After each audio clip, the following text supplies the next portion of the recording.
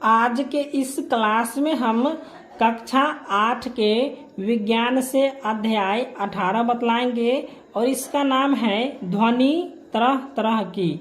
इसके सभी प्रश्न और उत्तर को हम बतलाएंगे। ठीक है, आप लोग वीडियो को शुरू से लेके अंत तक देखिए और चैनल पे नए तो चैनल को सब्सक्राइब करके घंटी को बजा दीजिए। तो चलिए अब हम प्रश्न की ओर बढ़ते हैं। तो यहाँ पे अभ्यास में है, इसका पहला प्रश्न है सही विकल्प चुनिए। तो यहाँ पे अ में है ध्वनि एक स्थान से दूसरे स्थान तक जाती है। तो यहाँ पे इसका उत्तर हो जाएगा ठोस, द्रव तथा गैस माध्यम तीनों में से कोई या तीनों। ठीक है, तो ये हो जाएगा ध्वनि जो है एक स्थान से दूसरे स्थान तक कैसे जाते। ठीक है, अब यहाँ पे ब में है अश्रव्य ध्वनि कहलाते हैं। तो अश्रव्य ध्वनि कहलाते हैं हो जाएगा क और ख दोनों, यानी कि 20 हर्ट्ज से कम आवृत्ति, उसके बाद हो जाएगा 20,000 हर्ट्ज से अधिक आवृत्ति। ठीक है, तो ये हो जाएगा क और ख दोनों।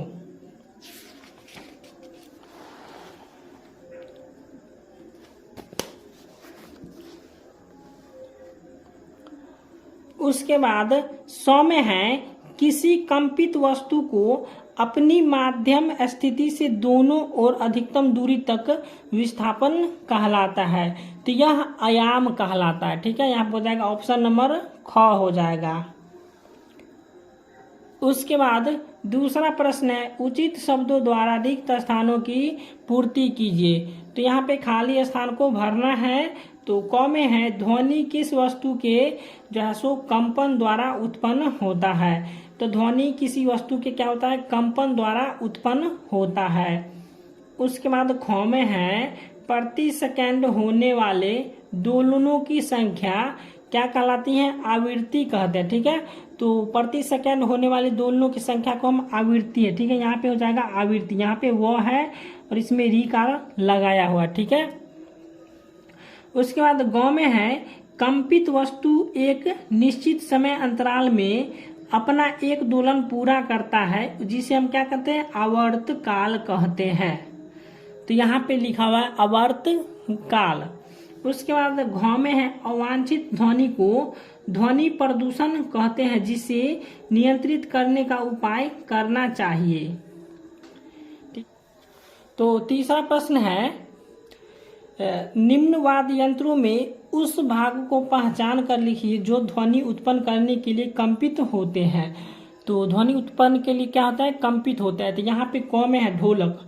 तो ढोलक किससे बना होता है, चमड़ा से। ठीक है, तो चमड़ा से क्या होता है, जो है सो ध्वनि उत्पन्न होने के लिए कंपित होते हैं। उसके बाद झाल है। तो झाल को क्या होता है, एक दूसरे से टकराने पर क्या होता है, झाल की आवाज निकलती है। उसके बाद बांसुरी।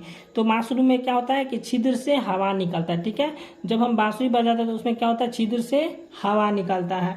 उसके बाद घ में है एक तारा, तो यानी तारा या धागा। ठीक है, जो हम धागा से बजाते हैं वही सी। उसके बाद अंग में है सितार। सितार का हो जाएगा तार। ठीक है, चलिए अब हम चौथा प्रश्न को बतलाते हैं। तो चौथा प्रश्न है कि आपके माता पिता एक आवासीय मकान खरीदना चाहते हैं जिसमें आपको भी रहना है, और एक मकान मुख्य सड़क के किनारे तथा दूसरा मकान सड़क से दूर एक बगीचे के पास है, जहां इसे सड़क से एक रास्ता जाती है, और आप किस मकान को खरीदने का सुझाव देंगे, उत्तर की व्याख्या कीजिए। तो इसका उत्तर हम लिखेंगे कि मेरे सुझाव रहेगा कि मुख्य सड़क से दूर बगीचे के पास वाला मकान खरीदना चाहिए, क्योंकि बगीचा के पास वाले मकान में भी जाने के लिए मुख्य सड़क जो है सो जुड़ा एक रास्ता है। उसके बाद है दूसरा कि मुख्य सड़क पर गाड़ियों के आने जाने का शोरगुल बहुत ज्यादा होगा, कि बगीचे के पास वाले मकान में शांति रहेगा। ठीक है, तो ये समझ गए होंगे। उसके बाद चलिए उसके बाद पांचवा प्रश्न है कि आपका मित्र मोबाइल से हमेशा संगीत सुनता रहता है, क्या वह सही कार्य कर रहा है, व्याख्या कीजिए। तो इसका उत्तर हम लिखेंगे कि अगर मेरा मित्र मोबाइल से हमेशा संगीत सुनता रहता है तो वह सही कार्य नहीं कर रहा है, इससे उसके कानों पर बहुत बुरा असर पड़ सकता है। ठीक है, समझ गए होंगे। चलिए अब यहाँ पे 6 में है, मानव कान का नामांकित चित्र बनाए तथा उनके कार्यों को लिखे। ठीक है, तो ये किताब में दिया हुआ है, आप लोग इसको बना लीजिएगा।